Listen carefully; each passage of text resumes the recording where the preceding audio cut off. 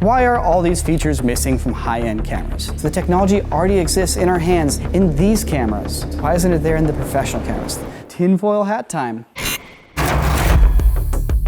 It is the year 2020. There's not a better time to be alive if you are an independent filmmaker. But you know what? Professional cameras, they are still severely lacking in certain features that they really should have by this time. Because right here in these cheap cameras are features that these cameras are missing. This camera right here is a $20,000 camera.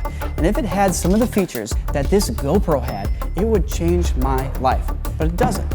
Right now, it's more of a hindrance than a help. And tools here are supposed to help us create art, not get in the way.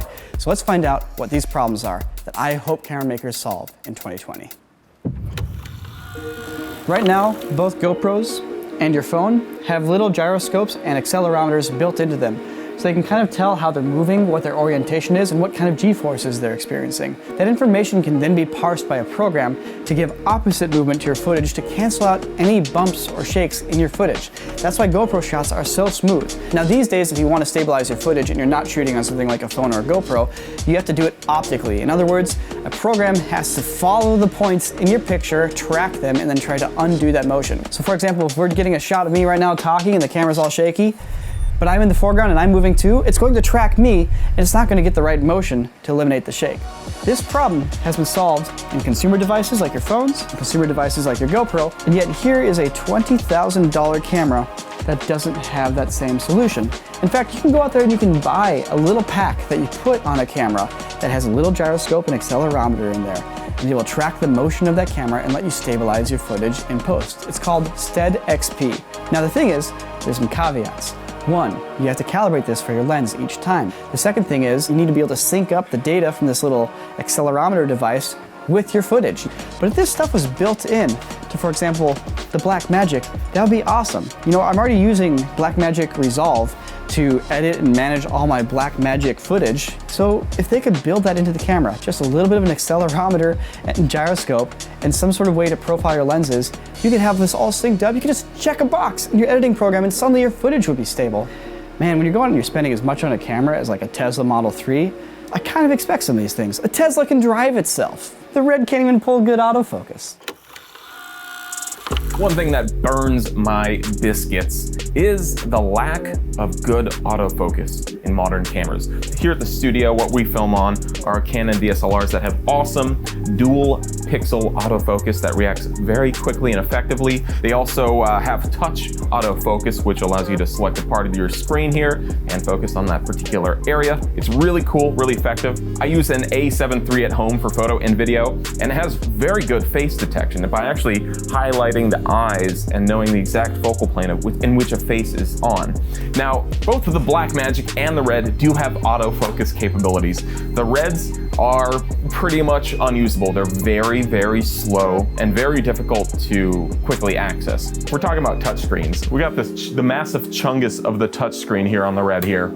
Just considering how much processing power is in this beast and the size of the touchscreen, it seems silly that creating a good autofocus system is the last thing on the minds over at Red. This thing could run Crisis practically, but yet can't focus. The Blackmagic, while slightly better, only allows you to do kind of a generalized central spot autofocus and does get you halfway there. But when it comes to the day-to-day shooting, doesn't really quite do the same thing. It doesn't perform the same way.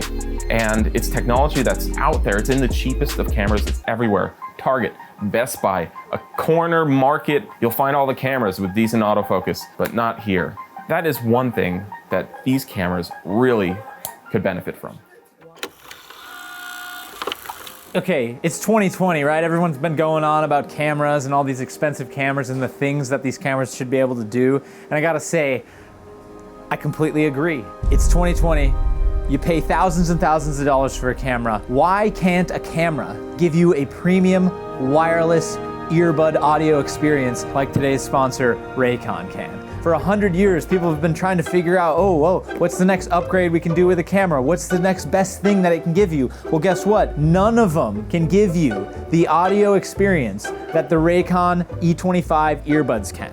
They come in a stylish charging carrying case that you can simply just slip into your pocket. Can a Red camera or a Blackmagic camera give you the audio experience of a premium wireless earbud that's available at about half the price of other premium wireless earbuds? No, it can't. They don't come in fun colors and patterns like these earbuds do. I mean, come on, think about it. It's 2020, you spend all this money on the camera and you can't even get it in the color that you want.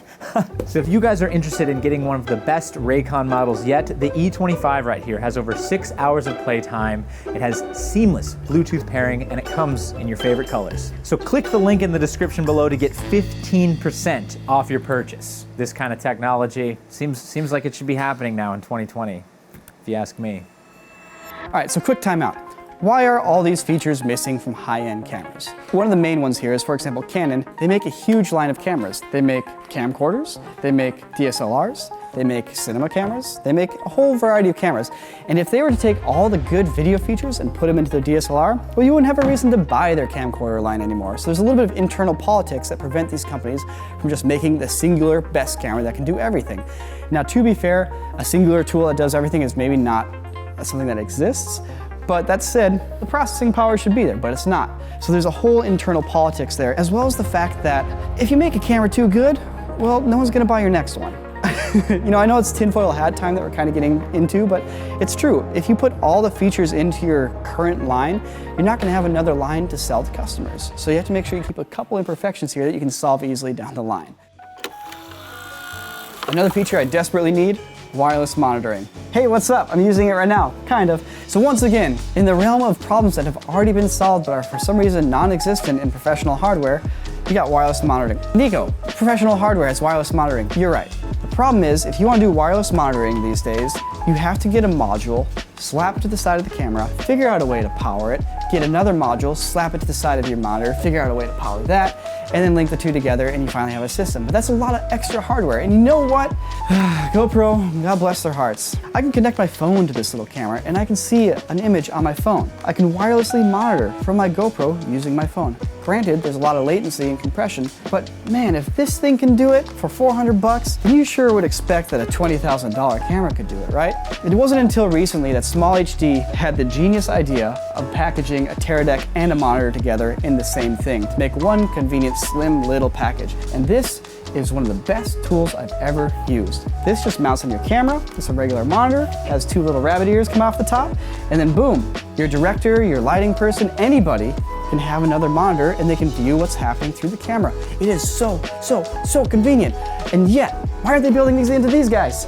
Or even these guys? But the fact that they have a solution for me to wirelessly monitor with a GoPro for $400 makes me wonder why camera manufacturers don't have a solution for $5,000, $6,000, $20,000, $30,000 cameras. I can do it with the Small HD system. Why is it up to a third party to go out there and put all these solutions together? My phone can do it, my GoPro can do it. Why can't my high-end cinema camera do it? My personal gripe is that no cameras have wireless audio natively in the camera. And I'm talking about both monitoring audio, but also built-in wireless microphone audio. Pretty much everyone I know has some sort of wireless headphone of some sort, whether it's AirPods, Raycons, or those bone phones. And they all hook up to our phones via Bluetooth. Standard stuff, it's been standard for a while. All you need is Bluetooth 4.0, just a regular run-of-the-mill modern Bluetooth chip, hook that into the audio, and then I can just use my Bluetooth earbuds and monitor the audio. I can know whether or not I'm getting it without wires dangling everywhere and having to jack in. I don't know, it seems like such a simple thing, and not a single camera that I know of includes this. If we're being real, you don't have to have studio quality headphones to monitor your audio. We're talking indie films, we're talking YouTube films. If you're running an actual feature indie project, you probably have your own audio guy doing their own wireless audio thing, so you don't have to worry about that.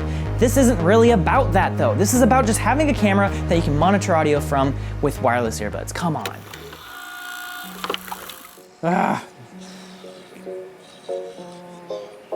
So right now I'm just demonstrating the 3D tracking of my phone and how it can track where it is in 3D space and let me composite things into the shot. So it's another great example of the fact that my phone, the combination of its accelerometers, gyroscope abilities, and camera, is able to maintain a 3-positional awareness of its position in space. Now, once again, none of the professional cameras can do that. Even in like the highest end Alexas and Sonys and Reds have no sense of 3D tracking whatsoever. And maybe this is just a byproduct of the fact that it's a little bit of a visual effects kind of thing, and camera manufacturers may not be prioritizing that. But imagine, if you will, that when you record with your camera, you also happen to get another file that records your camera's position in 3D space. So you could literally just be able to put an object into the scene anywhere. It'd be really, really cool. It'd be super useful, and especially for us when we're doing our visual effects, to have real-time 3D tracking from your camera. First and foremost, we wouldn't have to do 3D camera tracking afterwards when we're doing visual effects, which requires us to track points in the image. So if you have really blurry image or it's dark, it's really impossible sometimes to get a 3D track from that, but it could just be built into the footage right from the get-go. The other thing is, if you're filming on a green screen, well, imagine being able to film on a green screen and then instantly eyedropper out the background and drop in a real-time 3D background that already tracks to your performance. You could do any kind of movie. You could do all the avatars and you'd have them done way, way sooner than James Cameron is getting them done. VR headsets already can do this.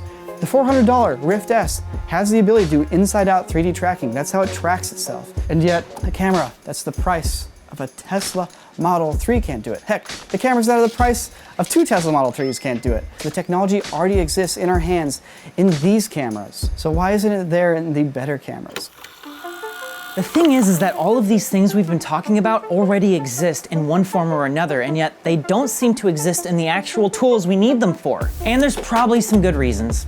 I'm not wearing Niko's tinfoil hat, so there's probably legitimate good reasons why these things aren't actually included. But at the same time, it's like, I feel like most people these days are only focused on like the hard specs, like what resolution does this camera shoot, what frame rate, how many stops of dynamic range. I care about how easy is this camera to use. What are the features that will make it the best experience for me getting from shooting something to uploading it? Okay, and obviously we're coming at this from the perspective of being like YouTube filmmakers. We don't have giant crews on our sets. On film sets, you have like people operating cameras and a separate focus puller and a separate audio manager, all kinds of different roles on set just to operate one camera. But the problem is that if you are just an indie person wanting to use this as like a single person rig, you have some sacrifices in usability. And that's just a little unfortunate considering that technology is out there to implement right now. I'm hoping that, you know, maybe these marketing teams on these cameras start trying to drive a little less for resolution and more for like, how is the best way to use this camera if I was the only person using it? And honestly, these are just a few of the ideas that we've thought up, but I'm actually very interested in hearing what you guys think you'd like to see in a camera in 2020. Leave a comment down below with your ideas. If all these things came together, that would be the camera I'd expect to have in my hands in the year 2020. That would be awesome. My phone can do like all these things. Will my professional camera be able to next year? We'll find out.